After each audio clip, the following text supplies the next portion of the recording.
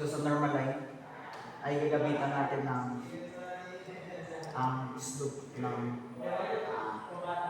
negative reciprocal. Sa tangent ay, ang slope ay symbolized by MEL. And sa normal line naman, L and L, by which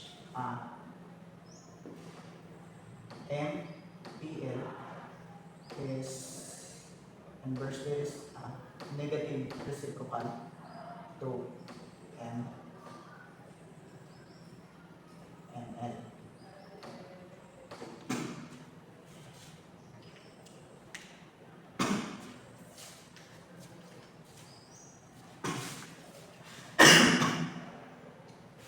Okay, let's proceed.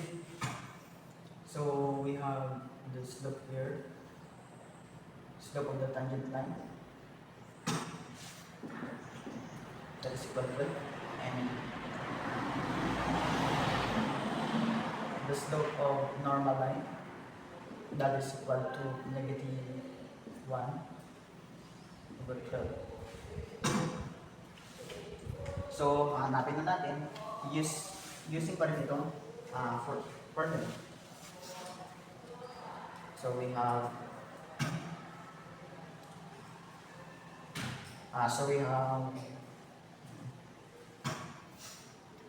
okay, so we have y sub 2 minus y sub 1 is equal to m and n,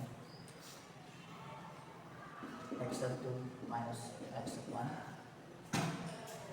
So we have y is equal to the y here, lalagay lang natin yung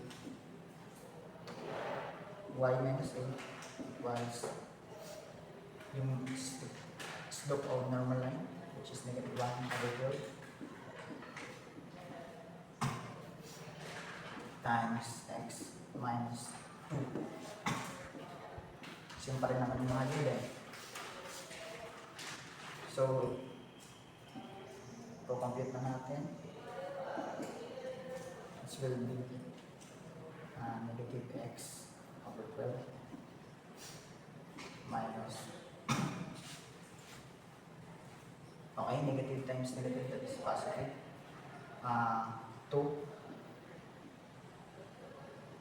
over 12 should be equal to 1 over 6.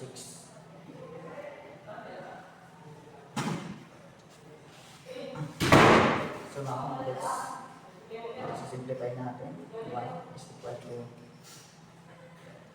negative x over 12 plus 1 over 6 plus 8.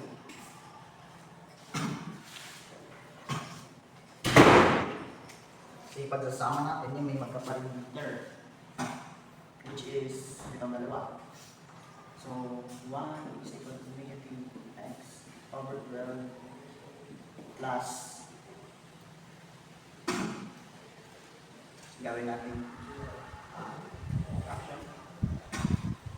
So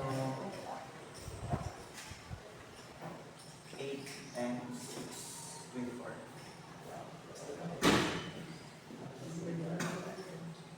24 divided by 6 is equal to 4 plus 24 divided by 8 is equal to 3. So that we have 7 instead. 7 over 24. So this is the answer for the equation of normal line.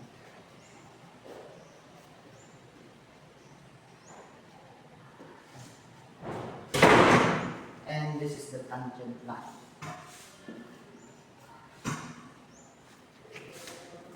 And see you to my last video.